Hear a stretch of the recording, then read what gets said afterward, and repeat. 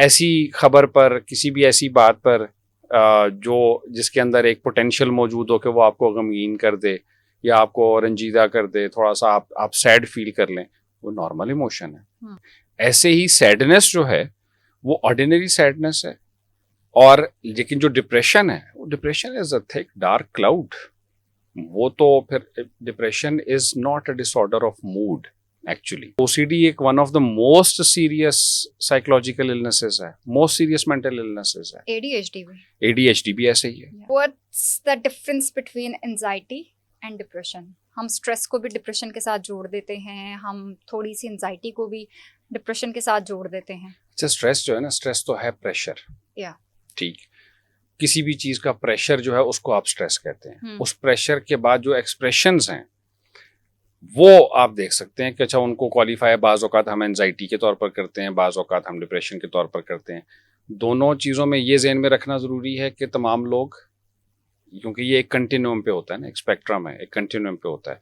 हम सारे एंक्शस होते हैं, हम सारे सैड भी होते हैं, लेकिन जो वो वाली एंजाइटी है या जो वो एक नॉर्मल एवरीडे ह्यूमन एक्सपीरियंस है। और एंजाइटी जो है वो एक आपका एक ऐसा ट्रेट था जिसकी बहुत ज़्यादा हाई सर्वाइवल वैल्यू है, क्योंकि ये तो पैदा ही तब हुआ ना, आपके दिमाग में एक सिस्टम था जिसने आपको थ्रेट से डिटेक्ट किया, उस थ्रेट के लिए प्रिपेयर किया आपकी बॉडी को। तो जब प्रिपेयर किया तो जिस्म में जितनी अलामतें हुई, धड़कन तेज हुई, मुंह खुश्क हुआ, सांस फूल गया, हाथ पांव कांपना शुरू हो गए, पसीना आ गया, रंग पीला पड़ गया, ये सब की सब जो कैफियत थी, ये बुनियादी तौर पर तो आपके जिस्म को तैयार किया जा रहा था एक खतरे के लिए। ये हम रोज एक्सपीरियंस करते हैं, मगर ये बीमारी नहीं है, ये नॉर्मल रिस्पॉन्स है।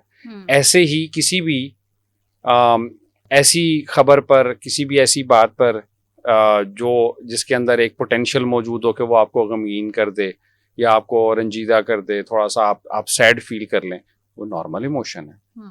फियर और सैडनेस ये नॉर्मल इमोशंस हैं।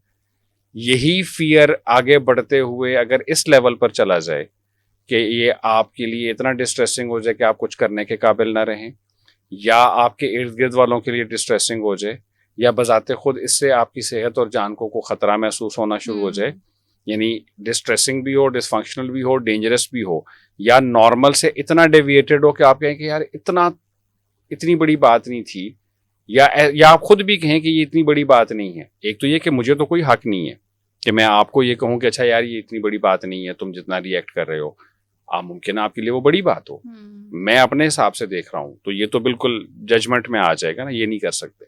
लेकिन एक ये है कि मुझे खुद भी ये लग रहा है कि अच्छा ये इतनी बड़ी बात है नहीं, लेकिन इस वक्त मुझे बहुत बड़ी लग रही है। That's a different story. तो एंजाइटी जो है वो फिर तब आप इसको कहेंगे कि ये डिसऑर्डर हो गया, डिसऑर्डर हो गया, अब इसका ट्रीटमेंट होना जरूरी है। ऐसे ही सैडनेस जो है वो ऑर्डिनरी सैडनेस है। और लेकिन जो डिप्रेशन है, वो depression is a thick dark cloud. वो तो फिर depression is not a disorder of mood actually, it is a disorder of energy, it is a disorder of vitality. आप नॉर्मल काम उठ के नहीं कर सकते, आपसे उठा ही नहीं जाता। आपको एक आम दिन जो है वो पहाड़ का दिन लग रहा होता है, और वो एक परसिस्टेंटली आपका मूड एक तरह से रहना शुरू हो जाता है और उसमें कोई तब्दीली नहीं होती। उसमें कोई खुशी की बात नहीं नजर आती, कोई गमी की बात तो खैर पहले से ही आप उसमें चल रहे हैं। वहां फिर बहुत सारा गिल्ट भी आ रहा होता है, बहुत सारी अनवर्दीनेस होती है, पेसिमिज्म होता है, और वो क्लिनिकल स्टेट होती है। हम तो इसके रिवर्स में बहुत परेशान होते हैं। एक तो ये कि जनरली जब कोई भी नई टर्म इंट्रोड्यूस हो जाती है, कभी वो पहले एक वो लिटिल ओसीडी चल पड़ा था ना, कि I have a little OCD, फिर एडीएचडी। ये हम समझते हैं ये बड़ी कोई फैशनेबल टर्म्स है ना, वो एक सिलसिला अलग शुरू हो गया था। उससे सबसे बड़ा नुकसान किसका हुआ? सबसे बड़ा नुकसान होता है उस एक्चुअल पेशेंट का। और क्योंकि ओसीडी एक one of the most serious psychological illnesses है, मोस्ट सीरियस मेंटल इलनेसेस है।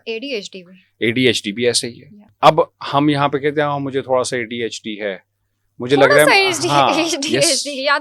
थोड़ी सी ओसीडी है, यस एग्जैक्टली, या I am a little bipolar.